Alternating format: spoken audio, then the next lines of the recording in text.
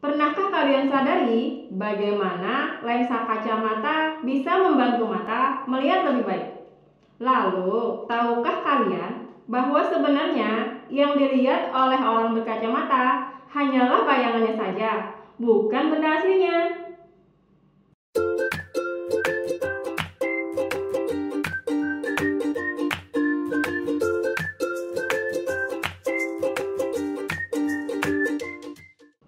Hai kawan belajar, Assalamualaikum warahmatullahi wabarakatuh. Salam sejahtera untuk kalian. Saya Karlina. Kali ini kita akan membahas tentang lensa cembung dan penggunaannya sebagai kacamata. Dua jenis lensa yang kita kenal, lensa cembung biconvex dengan dua kelengkungan arah ke dalam, dan lensa cekung biconcave dengan dua kelengkungan arah keluar. Tapi yang kita bahas kali ini hanya lensa cembung.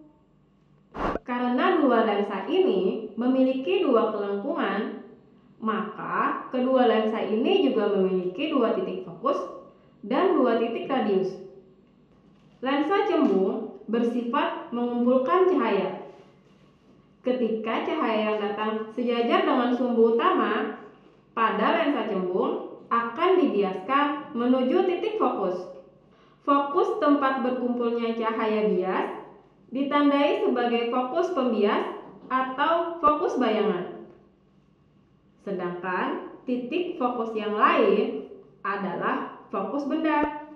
Ingat kembali ketentuan penamaan ruang, hubungan ruangan benda dan ruangan bayangan, serta sifat bayangan yang terbentuk seperti pada bahasan cermin lengkung. Mari kita uraikan penamaan ruang pada lensa cembung. Pada garis utama yang dibatasi oleh fokus dan radius dinamakan ruang 2. Ruang antara titik fokus benda dengan radius benda disebut ruang 2 benda. Ruang antara titik fokus bayangan dengan titik radius bayangan disebut ruang 2 bayangan. Pada garis utama yang dibatasi oleh radius hingga daerah seterusnya dinamakan ruang 3. Ruang dari titik radius benda hingga seterusnya menjauhi lensa disebut ruang 3 benda. Ruang dari titik radius bayangan hingga seterusnya disebut ruang 3 bayangan. Dan ruang 4 berada pada daerah seberang lensa. Ruang pada daerah di seberang fokus benda dari lensa hingga seterusnya menjauhi lensa disebut ruang 4 benda. Ruang pada daerah di seberang fokus bayangan dari lensa hingga seterusnya menjauhi lensa disebut ruang 4 bayangan. Coba kita perhatikan ruang-ruang pada lensa.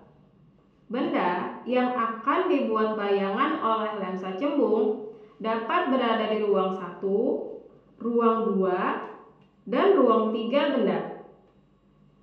Sehingga bayangan bisa berada di ruang 4, 3, atau 2. Perlu diingat, berkas cahaya datang dari benda melewati lensa menuju mata, sehingga posisi benda harus berseberangan dengan mata.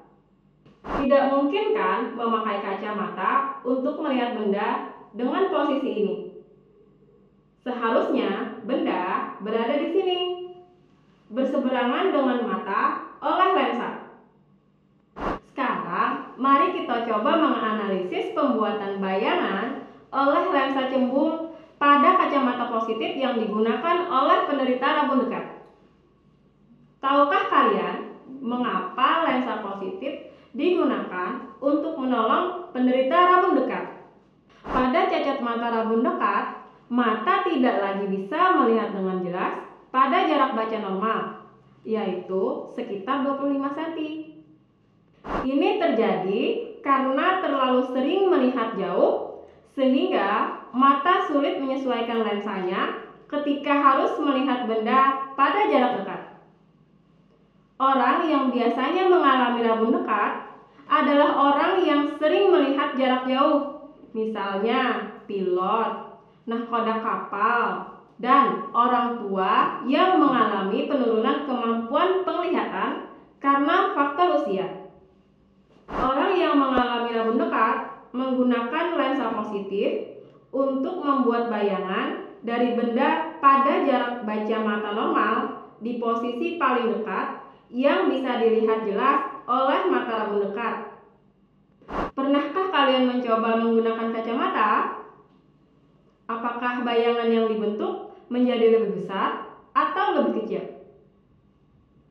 Apakah bayangan yang dibentuk tegak atau menjadi terbalik?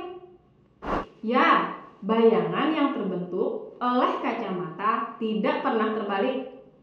Berarti kemungkinan bayangan berada di ruang 1 atau 4. Ingat kembali posisi benda yang akan dibuat bayangan oleh lensa cembung hanya dapat berada di ruang 1, ruang 2, dan ruang 3 benda, bukan di ruang 4. Sehingga bayangan yang tegak pasti ada di ruang 4, yang artinya ada di belakang benda dan diperbesar. Hal yang serupa juga terjadi ketika kita menggunakan lup untuk melihat benda-benda kecil. Juga ketika menggunakan kaca pembesar pada layar HP. Sebagai latihan, coba kalian uraikan kembali pembentukan bayangan oleh lensa positif pada lup dengan cara yang serupa seperti sebelumnya. Nah, mudah bukan untuk mengingatnya? Tetap semangat belajar ya, dan terus akses portal Kawan Belajar agar dapat membantu kalian belajar lebih baik, lebih mudah, dan menyenangkan. Wassalamualaikum warahmatullahi wabarakatuh.